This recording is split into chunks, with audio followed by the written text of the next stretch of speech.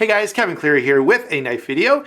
Today we have the full review of this knife. This is the Real Steel G3 Puukko. Now, a traditional Puukko is a Scandinavian or a really Norwegian knife, and certainly this borrows its styling from that, but departs a little bit. The designer on this is Ostap Hell, who has also done a Kiradashi for Real Steel, and I do have that, and look for that review coming up in the not too distant future. Also, just to give you a heads up, I have a knife sale coming up, so if you're in the market for something, there'll be a fairly big sale, probably the end of this week, maybe early next week, so be looking for that.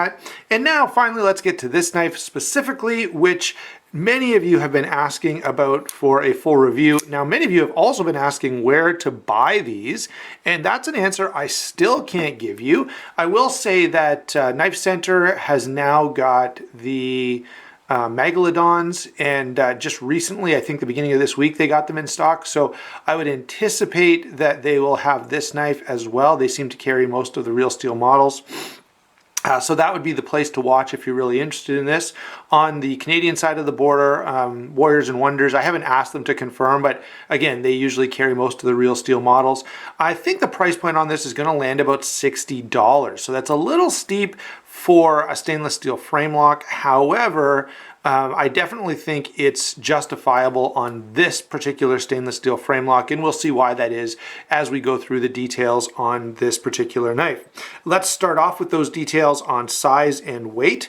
This knife is 8 3/16 inches overall. The blade is 3.5 inches. The handle is 4 11/16. And the weight on this is 4.5 ounces. Now the 4.5 ounces is one of the notable numbers here. Yeah, it's still heavy, but this is fully stainless steel. But if you take a look in here, you can see that that stainless steel has been heavily milled out, okay? And that's one of the things that is going to add some cost to this knife, just that extra machining. And there's actually a lot of machining going on here, and that does add some cost, although I think the trade-off is worth it for what you're getting. And we'll speak to that a little more when we get to the handle. So size and weight, 8 3/16 overall, 4.5 ounces, and this is a half-inch knife at its widest point, okay? So overall, this is a really, really comfortable knife to carry. I have carried it quite a bit. It's a great knife if you are one of those fidgety type of people that really likes to flip your knife. The action on this is absolutely stellar. I don't usually use that word stellar, but I guess there it is. But very, very impressive, as well as the performance. You know, the blade steel 14C28N, let's move to the blade now. 14C28N with that compound grind. Hold on, guys, let me see if I can get some of the fingerprints off of this. May not get them all, but can do a little better job than we've done there now. Okay, that's a little nicer looking. Blade steel on this is 14C28N drop point blade with a compound grind. Now the compound grind, notice, is full flat grind out here at the tip and a partial flat grind at the base. It's fine, and I will say in general use, I haven't really noticed it. So there's been no time where I'm cutting something and go, man, I wish it didn't have this grind. Everything I've been doing with it, it does just fine. Now, in terms of actual performance difference, there's not really a big difference achieved by doing this. It's primarily an aesthetic thing, and I think it does look pretty cool, although some people probably won't like it. I would be more inclined to go the opposite way here. So I would put the high grind back here and then the thicker grind up here at the tip so that you're adding extra tip strength. The designer Ostap Hell obviously didn't do that. And there are a number of knives with this configuration. You may remember in my DOC video when I talked about the way I liked the DOC grind, because it does exactly what I was just describing. It's thinner at the base where you're going to be kind of slicing, doing more whittling stuff, and thicker at the tip for added strength and durability on the blade. So this is kind of opposite of that. Anyway, in terms of actual day-to-day use, the compound grind really makes no difference. It's, again, primarily just aesthetics. Now, what about the use on this blade? I've got to say that this is a very, very useful blade. You know, I know the look may put some people off, but it does not impact performance in any way. I've used this for a fair bit of cutting, and it has done admirably. Okay, so great blade for, you know, a utility cutting EDC type of roll. A little bit of food prep is also possible, although the compound grind may interfere with that a little bit. Again, you know, I've cut apples and cheese and everything else with this and not found that to be a problem, but maybe somebody will. Moving on to the action, and this is one of the places this knife really, really shines. The action on this is unbelievable. This is phenomenal, and here's the thing. This is what's impressive about this and a number of other Real Steel knives that I've shown you. This action is not good for the price point, okay? It is just good, right? I don't care what price point you are looking at. You know, if you got an action like this on a $1,000 custom, you would still be extremely satisfied. It is really, really well done. And so from that perspective, this knife is a real achievement. And I'm sure, you know, if you're watching this and you just like that really nice, clean, smooth action that just feels like it's hydraulic, you will love this knife. You will not be able to stop playing with it. Now, it is ball bearings, which means, yeah, if you're planning to, you know, if you do some kind of job that has a lot of dirt and dust and grime and crap, maybe you'd want to avoid that. And really, as you look at this knife, to me, this says gentleman's folder, and that's where I think its real calling is, sort of EDC / gentleman's folder. But the action is amazing. Lockup is very solid. Now, it's a little late, but in a stainless steel frame lock, you kind of want that. Number one, it's steel on steel, so you're not going to get the same kind of wear that you can get with titanium on steel. Number two, the potential for, you know, because those are both pretty hard, there is a slight potential for some slipping, and the lock bar tension is not crazy high on this. So all of those things come together to say I really like the, you know, full-on 50% engagement there. Okay, that's one thing I will say is the lock bar tension could be just a little bit higher, and that would create a little bit more detent. But notice that, you know, you literally cannot fail to deploy this knife. And in fact, one of the funnest things to do is just deploy it slowly, because you can just feel the blade almost seems to move almost frictionless through its range of motion there. So just an amazing feeling knife. So lockup and deployment, total win. One of the nicest knives I've felt. And I have a lot of nice knives with great actions. This thing is really, really superb. So what about the handle? Well, it's a stainless steel frame lock. Again, we pointed out that it's heavily milled out, which is a huge win and does really reduce the weight. Also, there are a number of places where it's milled. So you've got sort of this angular pattern here. Then you've got the cutouts here, here. And all of those things do add a nice look to the knife. And really, you know, I think a degree of interest. And if these were just gone, you know, if this was just a plain stainless steel handle, I don't know. I don't think I would be quite as drawn to the knife. This is really, really nice.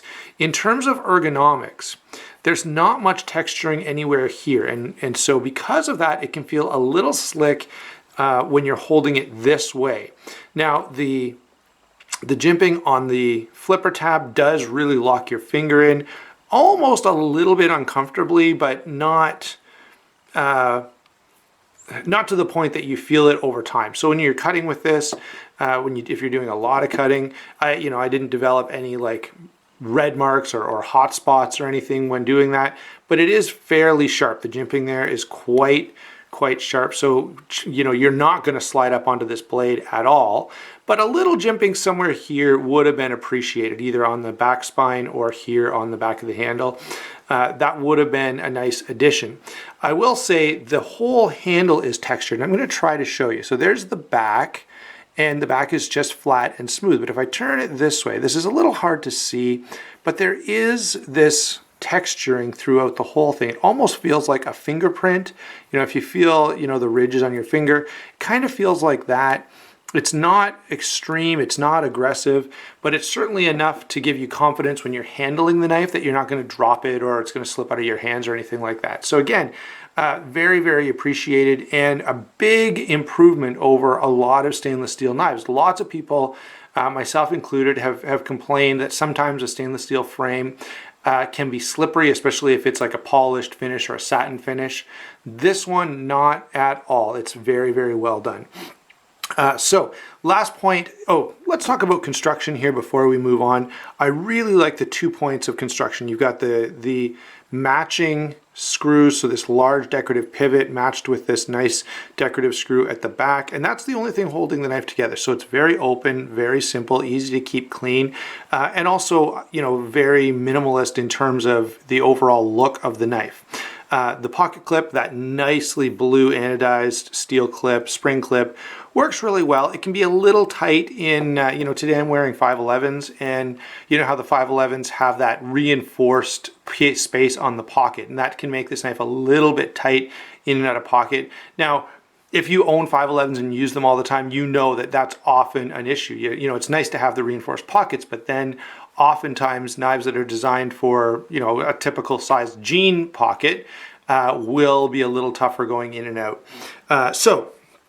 That's probably worth noticing as well. Otherwise, though, the clip works really well, and it does really add that you know, bit of flair to the knife. That nice bright blue color does look really, really sharp. Now, let's get to some comparisons before I give you my overall impression. I've got a number of different comparisons in different size categories. All of them I think would be very good, either EDC or gentleman's folders. First up, let's do a couple of other Real Steels.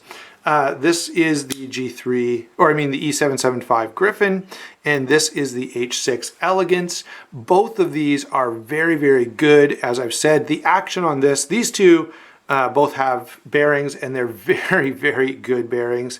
This one doesn't, but guess what?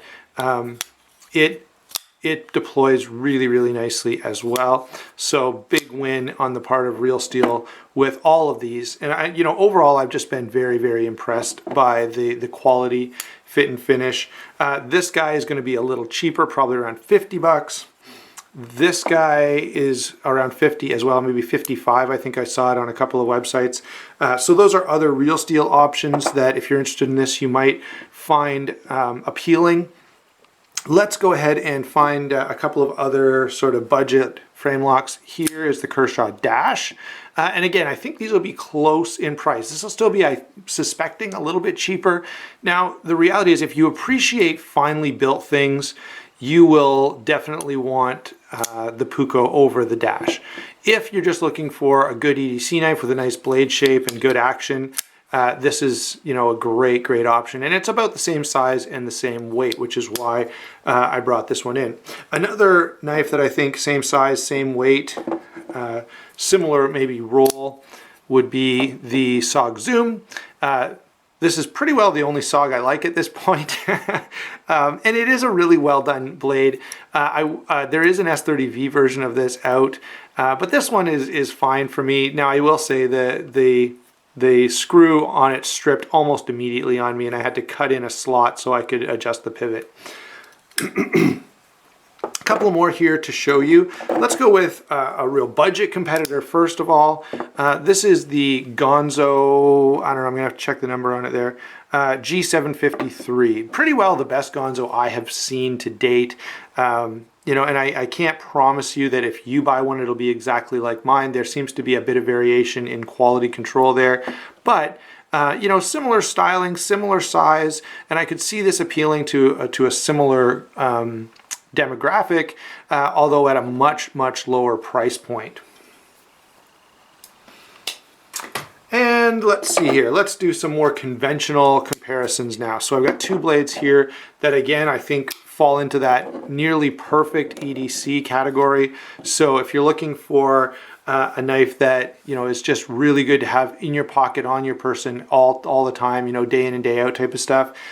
These are obviously great options, very, very popular options. Cold Steel American Lawman and the Spyderco Paramilitary 2. So These guys, this one's probably going to run you around 120 US. This one's going to run you around 100, maybe less, maybe 80, something like that. But if you're just looking for that really, really nice EDC knife, I think these would be great options. And now the other thing that I would say about this is maybe you carry a pair of two every day, but you'd like something a little dressier for the office or for, you know, meetings or whatever. This would be a great sort of gentleman's carry knife to take with you to weddings and funerals and all those kinds of things. Even at 4.5 ounces, you know, it's a little heavy for dress pants pockets, but I think more than doable. Now, what's my overall take on this? Really interesting, cool design. So Ostap Hell has done a good job with this and with the Kiradashi that he's done for Real Steel. I actually like them both better than any of his personal designs and his customs. Also, this is a very well-built knife. Just, you know, amazing action, really well thought out. Generally speaking, as I said, there's some slight issues with a lack of jimping on the back of the spine or the back of the handle anywhere. But between this and the Scandi Ground version, I think if you picked up either one of those, you would not be disappointed. You'll have a very good performing knife with an amazing action. Now, I said the same thing about the Griffin, that the action is outstanding. The difference would be that this is off a flipper, so probably a little more appealing to the person who really likes to play with their knives. Because this is a knife that you can honestly sit on the couch and flip endlessly. It's comfortable, it flips well, and every time you do it, you just think, wow, that feels so amazing. Yeah, total win. I think, you know, yes, it has a role. I wouldn't say this is a great outdoors knife. I wouldn't say it's a great tactical knife, but as an EDC and as a gentleman's folder, I think it's a total win. Hope you enjoyed the video, and we will talk to you soon.